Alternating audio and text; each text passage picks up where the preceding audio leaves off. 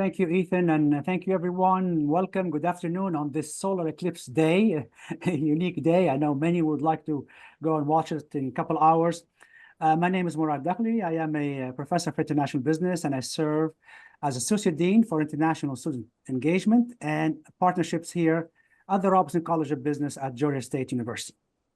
I will be serving as a moderator for this session, and I cannot wait to hear from my good friends and colleagues, globetrotters from around the globe today that are joining us in the wee hours of the night or too early in the morning to share their thoughts with us. Before we start, I would like to make a couple announcements, and let me see here. All right, so this is the very first, as Ethan mentioned, of the series of activities and impactful events, Monday, Tuesday, and Wednesday, and dealing with different important topic around the space of international. Today session is on global careers. Tomorrow, the 9th, will be about NGOs, non-government organizations. And on the 10th, we'll be focusing on teaching English abroad. One thing I also need to mention is that this culminates into a large event on Friday. That is the symposium, the Atlanta Global Studies Symposium. It's a signature event that starts in the morning. It's a day-long event, and that includes lectures and entertainment activities. So the QR code is right there if you can scan it. And I believe, Ethan, you are going to share the link for the registration also in the chat. Yes, it is in the chat. Thank you. So let me stop sharing now. All right, so again, welcome everyone to this Spring 2024 Global Career Series. It's my pleasure to moderate this session. I've been doing this for many years and I enjoy this task. This series features representatives from globally connected organizations to talk to students and recent graduates about rewarding opportunities to work globally. We hope you will feel inspired to pursue global careers, internships, volunteering opportunities offered through Georgia State, through the contacts we are going to meet today, our speakers, and through other channels. This series is organized each semester by the Atlanta Global Studies Center, the Center for Urban Language Teaching and Learning, University Career Services, Political Sciences, Study Abroad Programs, and the J. Mac Robinson College of Business. So quite a few actors come together to make this happen. All right, so today we are going to focus on international business, international careers. We have representatives from global organizations, multinational corporations. We have representatives from SMEs, small and medium organizations. We have representatives from entrepreneurial ventures. And we have also organizations from consulting and advisory services. So we have a nice kind of portfolio, a diverse portfolio of organizations represented. I'm going to very briefly introduce our speakers, just the name and where they are. But my next step will be to allow the speakers to really share more about who they are, what they do, and their thoughts on international careers. So I'm going to start with Jennifer Mathlouthi. She is Senior Communication Manager at Huntsman. She formerly worked at Saudi Aramco. Saudi Aramco is one of the top 5 companies globally. It's a massive organization. She is also an international entrepreneur and has a vast experience in business and media around the world. Joining her today is Don Williams. He is CEO of Princeton Healthcare, a global business leader and an advisor to the U.S. Department of Commerce, International Trade Administration on SME and global commerce. Extensive international business management in Africa, South America, and Asia, and he will share some of his wisdom with us today. Also join us is Dr. Rubina Malik. She's founder of Malik Global Solution. She is based in Dubai and joining us from Dubai today. She is a leader, an international consultant and advisor on global leadership, international teams, and ESG and sustainability issues. Adish Keskar is joining us from India today. And Adish is from USPI Strategy Consulting based in Pune, India. He is a Robinson alum, has a work experience in the EU, in the US, last we chat, you were in Korea, and also now you are operating out of India. All right. So in just a moment, I'm going to ask the panelists to introduce themselves and tell us a little bit more about their organization. But first, I'd like to go over a few housekeeping items. This session is being recorded, as you know. We ask that you keep your mics muted to reduce any noise during the session. After the presentation, there will be a moderated Q&A. We have some questions prepared for the panelists, but we also want to hear from the audience. Please type your question in the chat. And now let's go ahead and introduce our panelists. So I'm going to start with Jennifer, and I'm going to ask Jennifer to tell us about who she is, what she does, and her engagement in international business. Jennifer, it's yours. Thank you, Mourad, and great to see everyone here. And I'm definitely looking forward to hearing more from the other panelists on the team today. And I think I always like to tell people I'm a bit of a hybrid. I have landed in the international energy space in corporate communications, global communications, which I've been in now for 7 years in energy. And prior to that, I was a longtime journalist, so it was a natural evolution to come in from reporting international ideas to representing corporations on the other end of that. So I was trained well for what I'm doing now. And essentially what I do with Huntsman, which is a global petrochemicals company.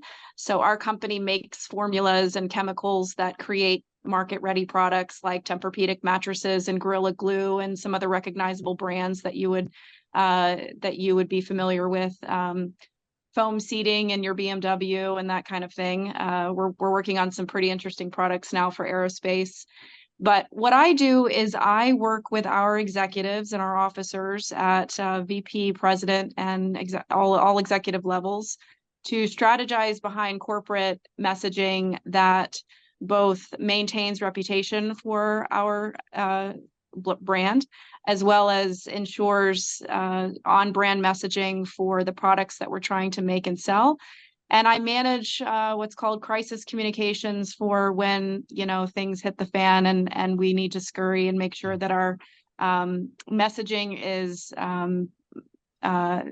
frequent and safe and accurate, and making sure that we don't lose any business. Corporate communications in international business. By the way, I was a Robinson School of Business MIB graduate. What's interesting about what I do now and how that sort of overlaps with the idea of international business is communications and specifically marketing communications is often overlooked as a key component of global business. But I truly know now from doing this for really a total of 17, 18 years, and specifically in energy the last of those years, that businesses couldn't function without good corporate communications. We are the group that keeps things. We keep the communications going out to our public, to our clients, to our customers, and it's an interesting way to engage on an international business dialogue, because it just kind of tends to be the redheaded stepchild of the conversation, but it is so effective, especially when things in business, need to grow, need to scale, need to maintain. So happy to answer any more questions on what it is that I do, but that's, I think, a good summary for now. Very good. Thank you, Jennifer. And I'm going to, I guess, going by where the thumbnails are located, I'm going to ask Rubina to follow up and tell us about what she does and how she does it. Great.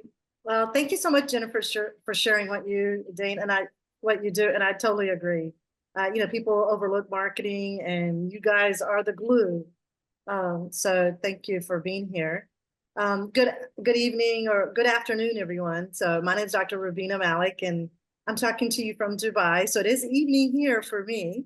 But as a graduate of Georgia State, and anytime I get invited to come and speak, even if it's 10 o'clock or 4 a.m., I'm there. So here I am. It's my pleasure. So a little bit about myself, my background, and what I do. So I'm actually a retired professor. I know you're like, but you look like you're 29 and a half, and I am. Thank you. I just retired as a business professor over at Morehouse College, and but I've always had my own consulting firm, and I just took my consulting firm globally. And so I have an office in Atlanta, and I also have an office here in Dubai. And basically, what I do is I work with organizations, Fortune 500 companies like Microsoft's of the world. Actually, just did a session with them last week around their people development. So I go into organizations to help them strategize. And I just recently started a leadership incubator, and I work with organizations around cultivating their leaders. You know, for me, it's the leadership and the leaders that we need to actually forward the company. So I help leaders to bring the company to be more productive, be more efficient, as well as, you know, be more profitable at the end of the day. That's what we're in as for business. So, you know, you might ask, well, why are you here? Well, what an innovative country to be in. So much entrepreneurship going on here, as well as so much growth and learning and development. But the biggest thing for me is to be able to keep individuals globally and locally informed, and, you know, having an equal opportunity to be at the table. At the end of the day, you know, we're all interconnected. So look, at the end of the day, your neighbor is no longer going to be the person that you're talking to when you're working. It could be somebody in Dubai. It could be somebody in India. COVID taught us that, like, we can do business across the globe. So it's very important for us to be globalized and to be able to have that global mindset. So I feel that the work that I do locally here in Dubai, as well as globally in the US, or vice versa, it depends on where I'm at. And I think it's just very important for us to be trained, to be on equal ground all across the world. So that's a little bit about what I do. Like I said, I'm a graduate of Georgia State. I have an MBA as well as a PhD from University of Georgia in organizational development. So all of those things have helped me to be where I am today, as well as create that mindset, as well as credibility to be able to talk about what I do and as an organization, as well as you know, what the contribution that I can make to our communities locally and globally. So thank you. Anything else? Or did I miss anything, Mourad? Oh, I have plenty of questions coming, Rubina. So yes, we're coming back to you in a second. Thank you for sharing that. And I'm going to ask Adish now to share with us also what he does and in his role. Sure, Dr. Dakhli. Can I share my screen if that's okay? Yes, absolutely. I think you should be able to. I think, yep. Yep. Yes. I think you can see my screen, right? Great. So, hi guys. My name is Adish Keskar, and I was in the Masters of International Business class in 2016. Dr. Dakhli was teaching us, and I'm very happy to be here today. I work with a company called USPI, and I'm one of the founding members of this company. We are in strategy consulting. We started this company in 2020, just during COVID. And what we do basically in consulting is we work across strategy. We help companies in their growth diversification strategies, mergers, acquisitions. We help them in operations, OD change. But a major chunk of our work is around international business, and where we help international companies and local companies partner together, as well as we have a focus area on how international companies can come to India, because I am from India. And I would like to share a small story with all of you to give you a perspective. So I am from India, and I decided to go to Singapore to get some further studies. Always wanted to move to the US, but I ended up working in Switzerland for a while. And finally, I could get into the MIB program at Georgia State. So that was a good stint for me. Tried working and settling down in the US, but 2016, 2017 was a very different time. The company which offered me a role could not offer me a visa. So they asked me, are you open to go to Europe? Because we have a similar role in Europe. And this was Amazon. Because they couldn't process my visa, they sent me to Luxembourg. And in Luxembourg, of course, I went for the interview, and as a graduate student from Georgia State, I was interviewing there, and it didn't work out. But I ended up meeting somebody on that trip who interviewed me over a cup of coffee, and I ended up joining a company in South Korea. It was a 1 billion euro company. I was part of the global management team there. And why I would like to share this with all the students here is this whole journey was around 8 years, and what I gained out of it was really skills and network, solid skills and solid network. And that actually gave rise to what the company I am talking about today, right? So I will not share more about the company. I will skip a few slides. But this journey of India, Singapore, Switzerland, Atlanta, and then Korea now gave me a very large network across the world, where now I can find clients and do business.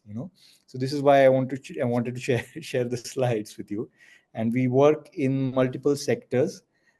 We have partner firms all around the world, including in the US, Korea, China, Russia. We work closely with Italy. I'm happy to answer any questions, connect with all the students later also, if they have any questions later on. Thank you, Adish. That's quite a journey.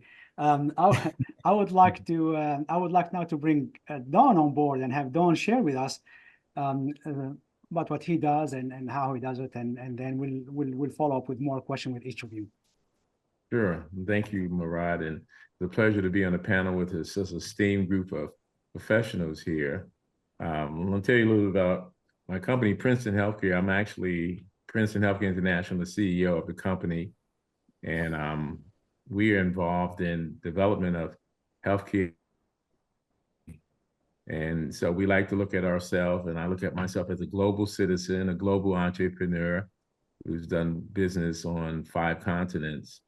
So as a company, our focus is trying to improve the quality of healthcare in primarily emerging market economies. That's our focus, because that's where we feel is the greatest need for improved healthcare. And so as a company, we're involved in a number of key aspects. First and foremost, one of the biggest challenges is helping to provide the financial structure for companies to be able to go forward. And that's typically very difficult in many of these emerging markets, where the hospital systems or the organizations don't have the knowledge to secure the financial structure to move forward and build and or renovate these institutions. And so we get involved in global financial advisory to help those institutions get secure the funding that they need to build these hospital institutions. We also get involved in design and development. So not only can we secure the funding, we can also design and develop the hospitals, which is, hospitals are complex infrastructures. And so you have to really have the people who have the expertise and the knowledge to be able to not only design and put the architectural structure together, but be able to put it in a format that meets what we call international standards, which we feel is very important when you're developing hospital institutions. We also get involved as a company in terms of the technology and the technological integration in these institutions. And so we're there providing state-of-the-art technology to these institutions so they can provide high level of diagnostics. We find in many of these countries, the biggest problem is they don't have up-to-date technology. And so you don't have up-to-date technology, your citizens can get very sick and they can't really determine what the problem is associated with. And so we find that integrating the right technologies in these institutions is critical. So we actually get heavily involved in that. And then as a fourth area, we get involved in the management and operations of these organizations. Many of my team players have run major hospital institutions. And so we have the ability to really go in and improve the operating performance of these institutions. And so we like to look at ourselves as fairly unique as an international company. We always say we're the best of the best. And so we're able to compete against the big boys in the market because many of them don't have the capacity that we have in terms of what we do. And so it allows us to do well. We understand different cultures. The fact that we worked in a number of different markets, we actually have, I think, the knowledge to be able to go into markets and work very well with all of our clients. And I think the students who we'll be speaking with today will have to understand that. If they want to be global entrepreneurs and global professionals, they have to have the skills to be able to communicate very effectively and be able to work with different cultures. It's a new world today. You know, I think back, I went to school in Boston and grew up in New York City, which was in both areas very diverse. But today the world is quite different in terms of our ability to communicate with everybody in all the different countries is so much easier that you're almost expected to be able to communicate effectively across cultures. And so if you want to be an international professional or an entrepreneur, this is going to be one of the things that's expected of you. So I'll leave it with that, Mourad, and let you take over. Don. Thank you. All right. I know many of the students who are joining us today are interested in careers, interested in thinking about going global. So I want to ask you, and each one of you, about what you perceive or believe are the key skill sets that students who want to go international need to possess. And then these are two-part questions, so I'll answer both of those. The second part is, what advice do you have for the students now who are in college to acquire those skill sets and competencies so that they can succeed down the road? And I'm going to put, who I'm going to put on the spot here, Jennifer, you are going to be the first to answer that question. There's two-part question. I knew you were going to start with me. So interestingly, I had a conversation with a recruiter not too long ago from Apache Oil, and they have a huge representation in the Cairo area, particularly in Mahadi. And Mahadi is a terrific neighborhood. Conflict aside, it's a great place to live. And I meet a lot of recruiters in this industry. I meet a lot of communications professionals all over the globe. I regularly travel and have traveled since I've been young. I think I've ticked off 27 or 28 countries on 5 continents, and spent a good amount of time in several of those countries several times over. And in the conversation with that recruiter, we were joking that there are so many times when he will recruit people into the position who go for a look-see, and then they end up working there and they have a bit of culture shock. So they go and they're sort of unprepared for the experience once they arrive in country.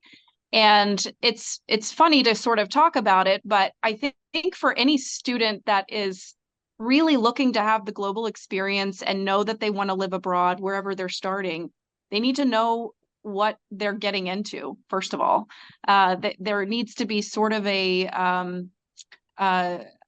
demeanor about the individual that knows what they're comfortable with from the beginning. So if you know that moving to a country that's completely outside of your familiarity level is maybe going to be uncomfortable, then look at that. Maybe an international placement in some countries is not going to be for you. But if you're somebody who really enjoys adventure and loves diving in and could be flexible and able to live among language that is not like yours, and letters on buildings that is not like your alphabet, and food that is not like your food, the basic of the basic, looking at those fundamental things, you're going to have to be there probably for a minimum of 2 years going into your first contract situation, or even the typical preference from companies where they're placing you as an expat is that you stay there for X amount of time, whether it's 12 months, 24 months, and what I'm hearing more regularly now is 3 years. They want a 3-year commitment. Can you live somewhere? Where can you live for 3 years that's not your home? A lot of Americans have issues moving from different states within our own country, and that's pretty familiar. So, you know, how comfortable are you going to be moving to North Africa or an African country where a lot of opportunities are popping up all over the place, certainly across Asia? There's plenty of opportunity in India and China and Hong Kong and, you know, Singapore. And can you do it? You know, ask yourself, can you do it? Yeah, I think taking sort of a self-inventory even beyond the job is probably a good starting place. Very good. Thank you, Jennifer. Rubina, could you follow up and share with us what you see are the key skill sets and what can be done to acquire those kind of now when the students are in the process of learning and growing? You are on mute, Rubina. And of course, I said some profound things while I was on mute. Yeah. So, yes, and, you know, Jennifer, great point. And, you know, to that, you know, one of the things that I'm really passionate about is study abroad. So I think, and I'll just kind of start there and then build into the skill set. So, but study abroad to me is one of the most profound things that you could do while you're in college. Unfortunately, and I say that, and unfortunately, when I was an undergrad, I didn't have the opportunity to do it, but I did it when I was working on my MBA. And, you know, the learning you get from that is so critical. But not only the learning, but the network that you get to build. So the first thing I would encourage you to do, and I know it's, you know, it's financial, but there's opportunities to get money, scholarships, etc. I know for a fact that Georgia State has a lot of resources, if not resources, but opportunities to guide you to, you know, look to get resources.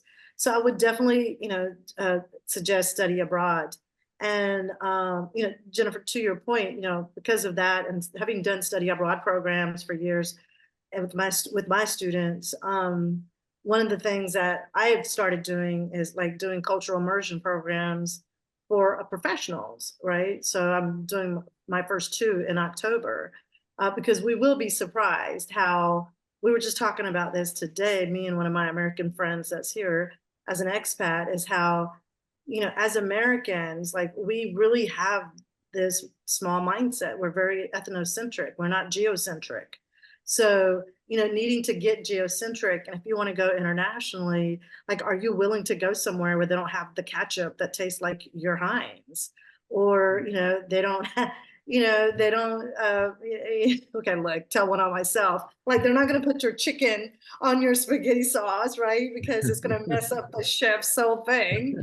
I'm like, what do you mean? So, but, you know, to be a critical thinker, to be able to be adaptable, and to be able to be communicative culturally. Those are some of the things that are really, really important. And look, like, I like to consider myself as a global citizen, but sometimes, you know, what do you mean you don't have, you know, what do you mean you don't have Chick-fil-A iced tea, right? That's my favorite. Just FYI, if you ever meet me, you know, you want to take me somewhere, take me to Chick-fil-A. The iced tea is the best. But, you know, very much be a critical thinker. And remember, like, where you are and understanding how to work with those cultures. You're not, you know, as we say, like Dorothy, like you're not in Kansas anymore. You are not in your home country. Watch, listen, learn. And I'm sitting here telling you, like, I teach people this, and sometimes I forget. You know, they don't understand sometimes my American humor. Is it American humor or is it just Rubina's humor? I don't know. But, you know, I enjoy, you know, laughing, and I enjoy, you know, being light. And so, but sometimes just because I think it's funny doesn't mean the other person, if you're traveling, thinks that's funny. Because, you know, by the time they think through it, it is funny, but it's like probably like 2 days later because they couldn't understand it. So it's just very critical for us to be adaptable, for us to be able to be critical thinkers as well. And honestly, my opinion is people outside of the US are a lot more critical thinkers than we are inside. And you know, like, am I saying something negative about our education system? Yes, I am. You know, we need to be more critical thinkers. So I'm going to invite you. Like it's black leather, bro. No, I'm going to invite you to really take on being critical thinkers. Don't just take things at face value, question them and research it. So those are a couple of things that I would suggest. And by the way, study abroad isn't the only thing. You know, if you can't afford it or you don't have the time, and I understand that, is that, you know, go get involved in other cultural things on campus. There's many cultural clubs, organizations, even in your communities. You know, befriend somebody, get to know another culture, get to know another, even just learning another language. I mean, I think it's just really beautiful, and get to just get to know somebody else. You know, like my friends that would come over, have our food, learn about our culture, learn about my religion, all of that. Like they thank me now, right? Because they're like, you know, you really taught me to these things when I don't know if I normally would have. Okay. So those are a few things that I would suggest. Thank you, and I like to see the engagement here. And so, you know, maybe it's ketchup for others French dressing. That might be the one they're missing. But great to see engagement here. Please post your questions in the chat, and I'll do my best to incorporate them. But to your point, Rubina, I know at your state, a plug for what we do here, virtual exchange. Our students are working with others in teams. As a matter of fact, we have mentors, Dawn here and Jennifer are mentors for those projects, and they are working in teams on challenging assignments across you know, broad swath of Africa, Latin America, Asia. So there are opportunities that are low cost to get engaged and to work with others across time zones and cross cultures, and points well taken about the educational system. I'm going to also ask Dawn and Adish to also kind of share with us briefly what they feel are the key skill set in their organizations in the kind of work you do, and then what students should do to gain that skill set. Dawn, could you start us with? Sure, and thank you, Dr. Rubina and Jennifer, for your comments. Very, very interesting, very impactful. But I think, you know, the main thing is, in speaking with students, first and foremost, you need to study and work hard in learning your area of expertise. I think one of the things you have to understand when you're doing international business is, as an American, going anywhere, you're going to be tested. So you really want to have a fairly good understanding of your area of expertise. And so I always say to them, take your studies seriously, because you're going to have to be able to perform when you go internationally. So I think that's one of the things that is key. But language skills are important. Effective communication skills are very important. Interpersonal skills are very important, because you got to be able to relate to people and also respect people and all the different cultures that you're working in. And so those who are able to do better with that typically can get along with folks better in these markets. And I think that the key is also appreciating people in other cultures. A lot of times, if you go into these markets with the ugly American attitude, then you will piss people off, and you don't want to piss people off when you're trying to create opportunities and develop good relationships. So what you want to do is be able to go into these markets with a fairly good understanding of what is this culture about. Do some homework beforehand so you understand something about the culture, a little history of that country, so you're very knowledgeable or somewhat knowledgeable what's happening.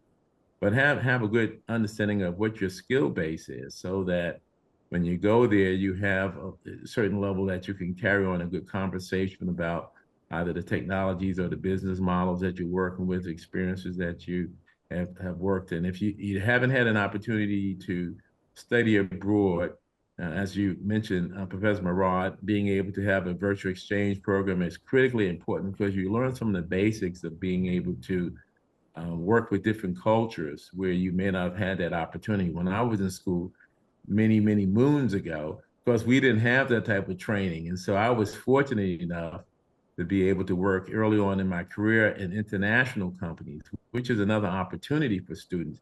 if you can't study abroad, if you're able to do an internship with an international company, then sometimes you can see how things are done differently. And so that can help you get a foundation in terms of thinking more globally and being what it takes to be a global citizen. So getting that experience, either through working for an international company, doing an internship, virtual exchange program, a study abroad, all of these things really give you the exposure that you need so you can be, more familiar with the culture and be able to communicate very effectively. So I think communications is key. Very good, very good. Thank you, Don. Mhm. Adish, your thoughts? Yeah, I agree with Don. I mean, communication is very important. Culture, effective communication, it can be learning a new language, may not be fluent in the language, but if you pick up some words and try to communicate with somebody in their own language, it always opens up the doors. Yes. And interpersonal skills are extremely important because a way a Japanese company functions, the hierarchies in the organizations are completely different than what a German or an American company might function as. In the US, we are more outspoken, right? We want to share our ideas. We want to protest.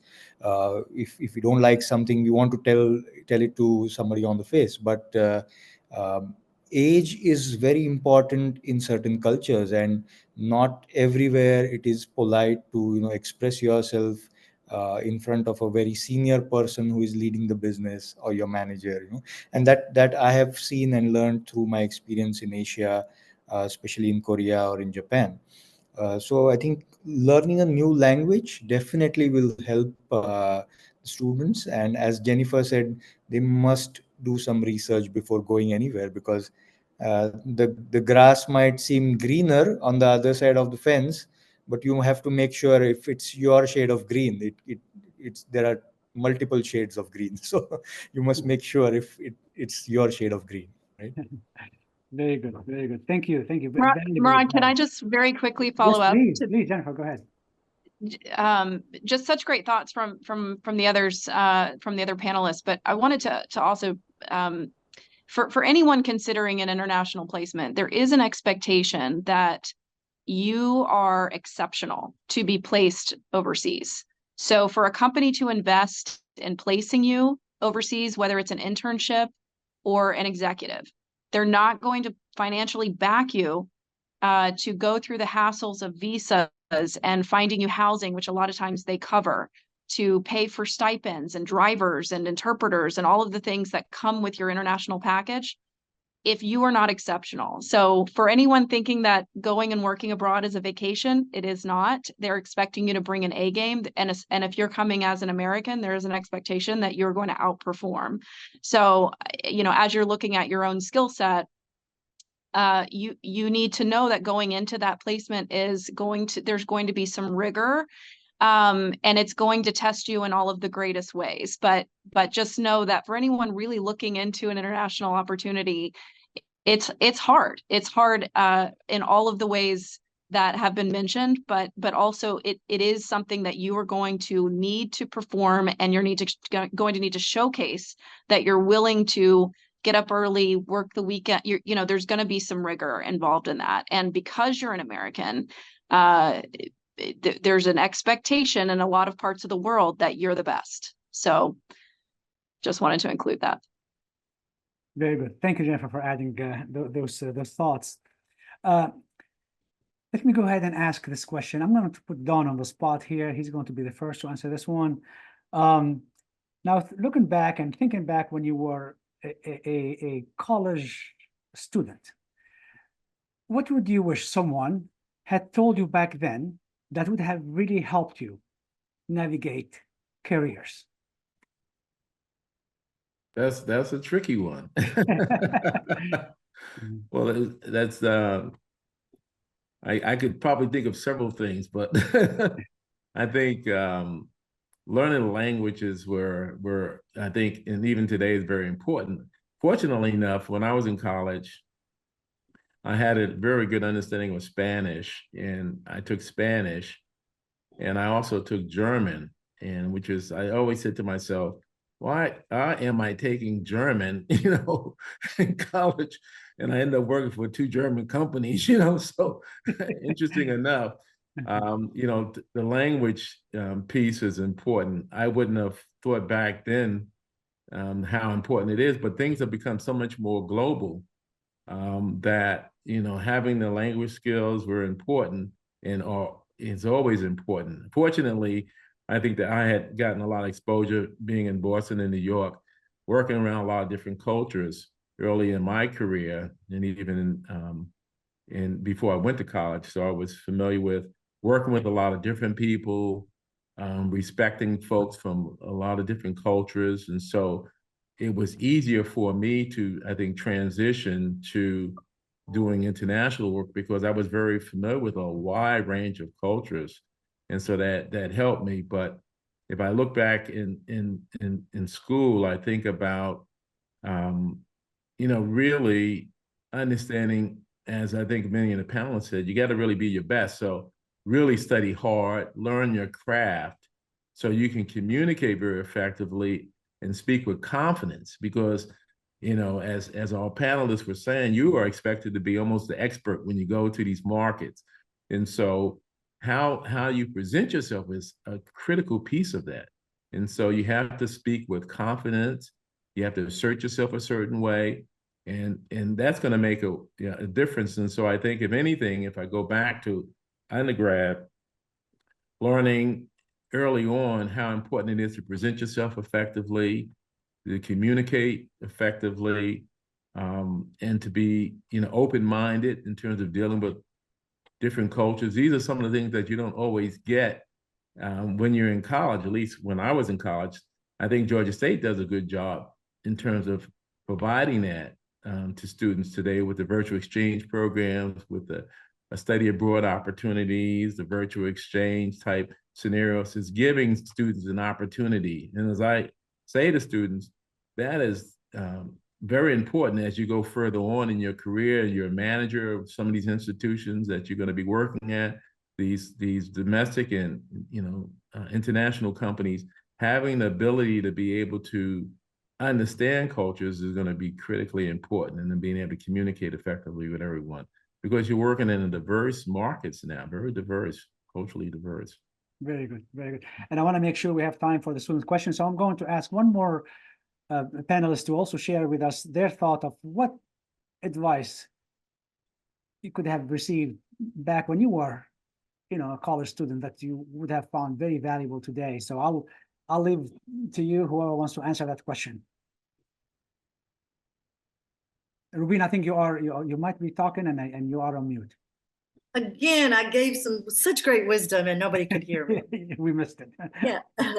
No, I was going to say I would love to answer that question as well. So, so as an immigrant daughter, my father, you know, he was here, he was educated here, he had his master's. So he didn't have his undergraduate here. So he really didn't know how to guide me. So there's a few things that you know, my students, when I was teaching, when I was in academia, I was like, Dr. Malik, you're so hard on us. Yes, I was, because I didn't want them to maybe repeat. I wanted them to learn the lessons that I maybe not have. So one of those lessons is to be cautious of what you're learning in the classroom. Be cautious of your grade point average. And, you know, some people say, oh, you know, it doesn't matter. Some people say it does. And I'm going to assert it does. Like, you know, having a grade point average above 3.0, you know, does matter. It opens doors for you automatically, or it closes doors for you automatically. And as it's, you know, several people stated already on the panel, is, you know, you got to bring your A game. So paying attention to, you know, paying attention in class, turning in your homework, doing your homework, and doing it with diligence, not just, I got to turn this paper in. And, you know, you turn that paper in. You know, if there's sneaky professors like me, like, I'm going to test you in a unconventional way to see what you learned from that work. So that's one thing I would definitely say. And the other thing, it's not advice that I got, but I don't know, it's my experience, which is really networking, meeting people and building those relationships, because you'd never, it's already been said once, right? Adish, he mentioned how he got where he is today, is, to meet people. There's so many opportunities at Georgia State, like I'm so jealous of y'all. Because, when I went to Georgia State, it was like, we just went to school and came home. I mean, like, that was only a few years ago, but you know what I'm trying to say. But, you have, well, like, I come to the campus and I'm so jealous. I'm like, oh my God, look at all these buildings and all these opportunities. If you are not taking advantage of those opportunities, you are missing out. You don't know who you're going to meet. You don't know what you're going to learn. I don't care if you're like, it's not of my interest. Well, who cares? You don't know who you're going to meet there, right? So I really invite you, if you, be a yes to opportunities. You never know who you're going to meet. I find sometimes when I'm resisting going somewhere, I go and I have the best time, or I have the most fabulous people, right? Go have an intention of meeting someone, bond with somebody. You don't have to meet the whole room, and, meet those connections. So take advantage of networking, take advantage of the opportunities that are given to you. Like, even the class, like the experiential class that Dr. Mourad does in his class, with case studies. Like, oh my gosh, are you kidding? What a great way to learn so many skills. So don't be shy. Like, I actually spent 5 years at Georgia State instead of 4, because I wanted to be versed. Yes, I can speak. That PhD, yes, it does come in handy sometimes.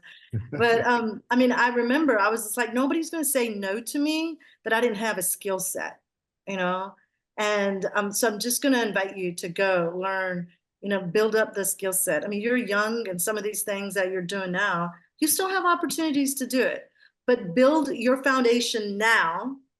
And then the advice, I will give one more advice, which is, don't just think about today, short term, think long term. When I make this move, where is this move going to take me in the future? You may not know where your move might be, but really kind of, like, look long term as well. I know you guys are young, you may not even be thinking about that, but I really invite you to do that. So those are a few things that I would say. Oh, and get a mentor. Get a mentor. Get a mentor. A mentor. A mentor. Thank you. Yeah, we actually have mentors for many of our students now. Great. Right. To make sure that we are able to answer more questions, I see a couple of good questions from the students. Jennifer, this one is for you. What was, I hear a lot about traveling in other countries, and while that is my goal, I have a family. Have any of the panelists met their goals, kind of managing and balancing international engagement with family obligation? I know, Jennifer, this question is for you. Sure. No, it's a great question. I work with and have worked with for many, many years people who travel internationally. It's part of what they do. So I just spoke at a meeting this morning, and someone's going to be out for 8 weeks going to 4 different countries. He has small kids. I've got a 9-month-old baby, and we're planning for several international trips on the horizon. If international business is what you want to be doing, then you find a way. I'm lucky to be, my husband's also, international. He's a naturalized citizen from Tunisia. So we have international family. We try to ping off of some of our business trips by going to visit his family. We have often talked about, at what point do we start bringing nannies on our trip? We start talking, we're having conversations now about how will this work internationally if maybe we can, have a plan for leaving the kids with a trusted group of people for a time while we're traveling. Or we might just have the best traveled daughter in the world. We might start bringing her along, and she just gets a few early stamps in her visa. So having a partner that's supportive, having a network that's supportive. Frankly, I tell most people I work with, outsource what you can, meaning if you need help and extra hands, don't feel like you need to martyr yourself.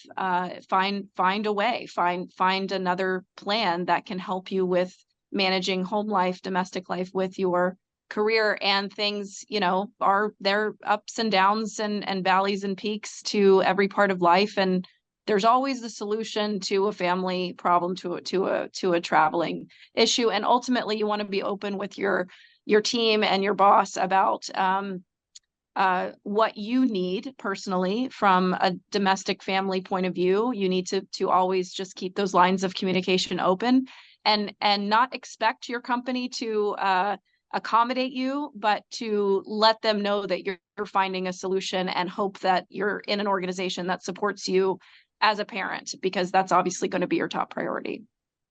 Thank you, Jennifer. Thank you. That was quite insightful. And I'm going to move to another question, if you don't mind. I'm going to ask Adish this question.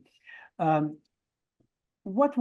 know you showed us that map, and you've been around the globe, literally. What was your personal most challenging aspect of taking this work at a global scale, and how would you have handled it differently if you knew what you're in for? Yeah, I mean, personally, it takes a lot of toll on the family. Of course, if you're moving places. Secondly, I think you should take care of your health. So I think that is one thing I wish I would have done more while traveling, and trying out all the food, different types of food, and new types of beer all around the world. I would have taken more care of my health. But on a professional, I think it is very important to stay connected with the network you build, because if you don't do that, maybe the network just dies away, because you're not connected with somebody you met 5 years ago in a different country. So I would like to improve that. That is one thing. Because of lack of time in your regular work, you fail to maintain that network. But I always remember new opportunities will come out from that network. Now that I'm in consulting, I work all across the globe. I remember somebody I spoke to 10 years ago, but I'm a bit shy to connect back with him because there was a gap in the conversation. So that is one thing I would think professionally that I would do differently. Very good, very good. And there was a question about mentors and how to go about getting mentors. I think that's critical. That's so important. I know in some of the projects we have mentors that are more specific to specific project. It's a virtual mentorship. Basically, we pull questions and share them, and they are answered. And so it's a. But I would say that reach out to the career services, career investment center. Whether you're a graduate or undergraduate, and I think they can help you identify that. I mean, Georgia State has an amazing network for alumni, and close to 100,000, I believe, by now. So, and as I reach out to alumni, we just had a focus group just earlier this week. They are really interested in getting engaged as mentors, as speakers, and support our students. So leverage the resources we have and ask questions. No one's going to knock on your door and say, "Yeah, I want to be your mentor." You have to be the one to take the first step and ask around. Career services is a good place to ask. Student organization is another one. But you will find that if you put in some work looking for mentors, that you will find one, and that can guide you. And I want to shout out to two of our mentors for our virtual exchange project right here. Like, as I mentioned, Jennifer and Dawn have been with us for years now on that project. We have about 5 minutes or so left, and I want to. Mourad, can I answer Go ahead, that as yes, well? please, go ahead. That Yes, I yes. love the whole mentoring Rubina, thing. yes, please. Yeah. So, one of the things, Jennifer, that I would suggest, and for everyone to grab a mentor, I mean, like, for instance, you're here, there's 4 of us here. You might, like one of us, you might vibe with one of us. You're like, oh, like, she's so cool, or he's so cool. Reach out to the person and say, hey, I love to connect with them. Maybe you vibe. I mean, like, one of my mentors is the CIO, the executive vice president, CIO of Home Depot. He's Pakistani, and I met him at an event. I took a picture of him, and I'm like, hey, I took a picture of you. You want to give me your email? We started chatting. And I didn't do it deceitfully, just for that purpose. But, I really enjoyed conversations with, so I set up, he's like, hey, connect with my assistant. And so I have conversations with him now on a quarterly basis. When I'm in town, I connect with him. Dr. Mourad is one of my mentors as well. And by the way, you don't have to have one, you can have many.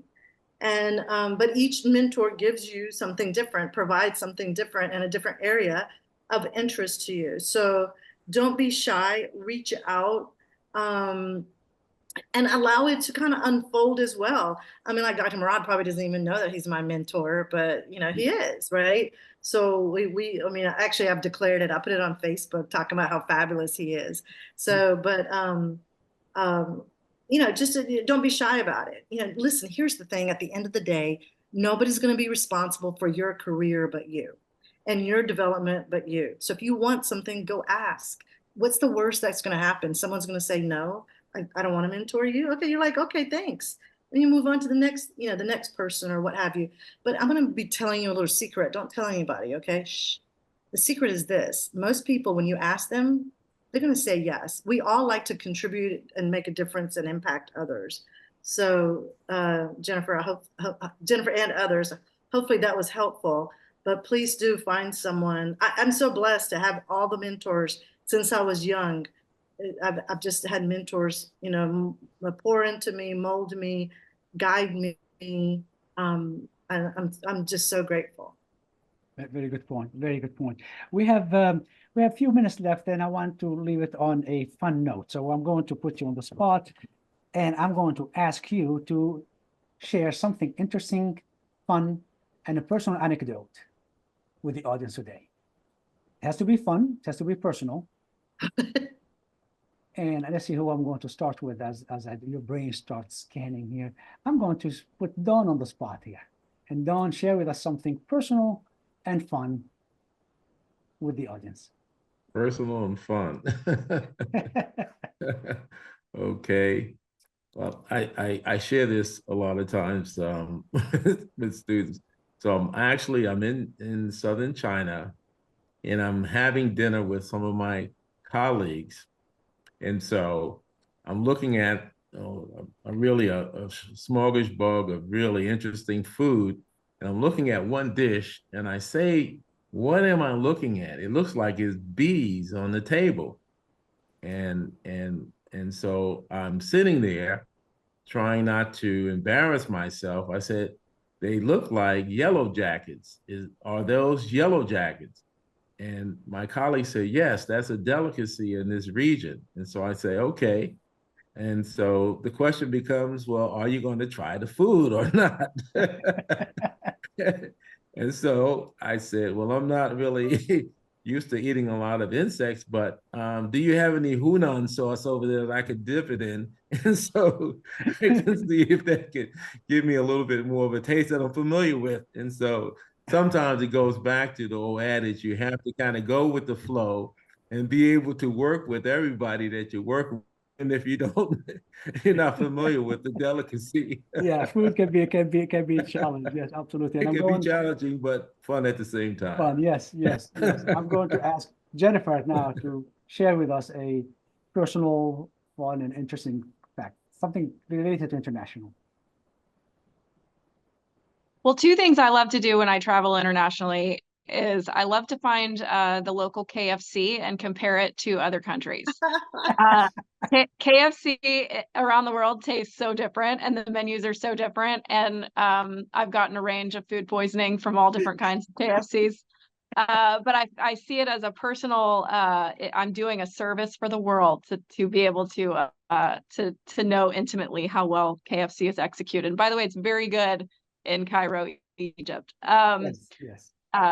And the other thing I will say, as an Atlanta native, I love going into the most remote parts of the world and always being able to find a Coca-Cola.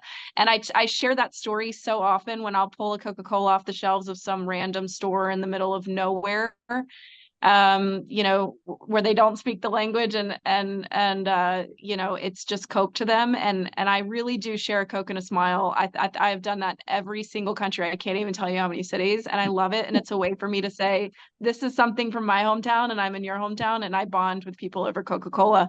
They should offer me an endorsement. I'm saying, I really have done so much business for Coke internationally. We'll reach out. One of our board members is from Coca-Cola, so I'll mention that. Thank you, Jennifer. I know we're almost out of time. Briefly, personal anecdote, and Rubina, and then Adish. Oh my God, I don't know what to say, but and I don't know, Mourad. I don't. So I can pass it to Adish while you think about yes, some of please. them. Let me Yeah, I off the can't hook. believe I don't know what to say, but yes. You have plenty. I know you personally. You have plenty of things to share. So I'll ask Adish to go first, and I come back to you. So I had memorized a couple of phrases in Korean, which I used to, say to people I met on a Saturday evening in bars, and I'm happy to share that you get a lot of free beer when when they think that you're one of their own, and oh, he can speak Korean. Oh, you're from India and you speak Korean. Wow, come join us, have a Oh, beer with. Aw. great advice. Great advice, Rubina. Well, yeah, you know what? Love mankind, love humanity. One of the things that I would say is what I find is that everyone in the world is the same. We all want to be seen, heard, and appreciated. So, as you travel, as you go about in the world, just look at the other person across from you. Just because they don't speak the same language doesn't mean that you can't give them a smile with a Coke from Jennifer, with a Coke, give them a smile, nod your head and say hello. That's free. So for us to love on humanity, no matter where we are, that's the best gift that we can give to the world. Thank you, Rubina. Very nice thing to end with. Thank you, everyone. So thank you for sharing your time with us today and telling us about the wonderful opportunities and the wonderful things you are doing on different corners of the globe. We could have had this conversation for the next 2 hours, talk about the amazing stuff that you are doing. I mentioned at the beginning that this is a part of a series. There are 2 more events, one about NGOs, non-government organizations tomorrow, and then about teaching English abroad the day after with the symposium that's going to take place on Friday. And I believe the link is already in the chat. Finally, I'd like to thank the Atlanta Global Studies Center, Urban Languages Teaching and Research Center, Career Services, Global Study Programs, GSU program, of course, the Robson College of Business for this event. I really enjoyed my chat with my colleagues and my friends here. I hope everyone enjoyed this. This is recorded, and the recording will be shared with everyone who registers for this event. So it's something to save and to look at down the road. And we still have plenty of time to go outside and watch the eclipse. So have a great day, everyone. Thank you. Thank you. Thank you so much, Thank everyone. you. Thank you. Bye. Thank you.